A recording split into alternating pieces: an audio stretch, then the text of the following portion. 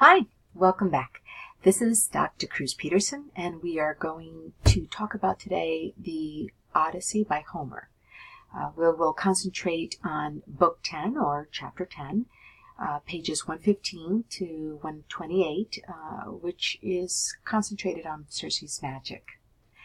Chapter 10 opens with a reference to the Lystronian king Antiphates, where giant cannibals ate some of Ulysses' men and destroyed about 11 of their ships, leaving them with just one ship.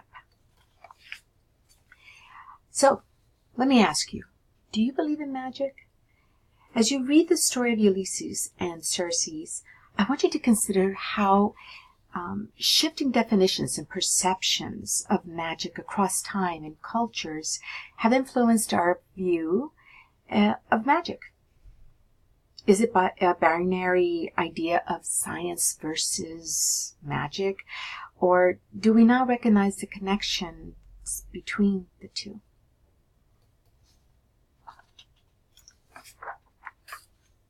Do you believe Circe is a witch? If so, why? I want you to think of that. Take note on how the usual or unusual tamed beasts, as you can see, there's a fox there and lions, how she keeps them. Does she fit the traditional image of a witch? She almost looks like a fairy the way this is drawn. Which, by the way, fairies are considered witches, and we'll read about that later in the semester. So if she is considered fits the image of a witch, how? My next question to you is, do you believe Circe's potion literally transforms the men into pigs? Why or why not?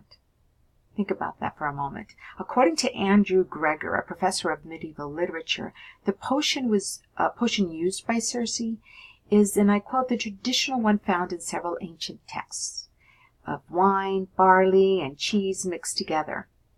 Would this suggest that she is a witch? Homer does not call Circe a witch. She is the daughter of Helios, the sun god. Wouldn't that make her a goddess? Do goddesses possess magical powers?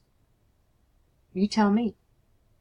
Gregor reminds us that, and I quote, Homer calls Circe polypharmakou, which means that she knows many drugs, and her house is described as a hierodomata, a sacred dwelling or sacred place. Her wand, too, might instead be a rhabdos, a herding stick. Where did that come up? Oh, yeah. Remember, we were looking at the Malleus Maleficarum and the engraving in the tombs of Jesus Christ holding up a stick, which some people think it's a wand, rather than an inherently magical object. So it could be a herding stick, her wand, or not. And he continues, so when she turns the men into swine, this may have been accomplished with the use of a drug, with the stick intended for the banal use of herding them once in their pig-type form, rather than having any power in and of itself. End of quote. So, is it possible that Circe's potion is merely an herb that contains hallucinatory elements, like this plant right here, illustrated in 1583? Here it is again. Is this merely a plant that can induce symptoms such as amnesia, hallucinations, delusions? The plant grows natively in southern and central Europe and in lands around the Mediterranean Sea, as you can see here, as well as on Corsica, right here. And this is where Ulysses lands, where she is located.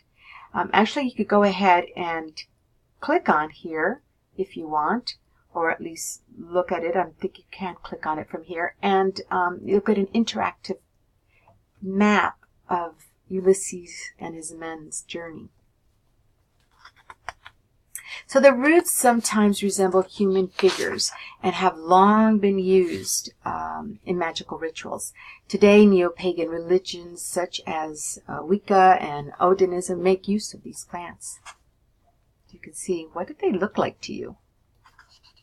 There's another one. What does the mandrake remind you of? Is there a contemporary literature that comes to mind when you see this plant? Did you say Harry Potter? Yes, the mandrake's from Harry Potter. When the root is dug up, it screams and it kills all who come near it or who can hear it. So what prevented Circe from hurting Ulysses? Do you believe it was the moly because of its substance that acts as an antidote, or was it Ulysses' own personal charm? You tell me after you read it. And Circe is portrayed as sexually voracious, a concern with female sexuality and magic that continues through to the Malleus Maleficarum, which we read earlier. And when she invites Ulysses to make love, what does he do? And what does that say to you about the power of oath? We'll see that again in Medea. So as you read this chapter, I want you to go ahead and make sure that you keep these thoughts in mind. Remember the Malleus Maleficarum, what we talked about there. And start making the connections with these pieces of literature. Have fun.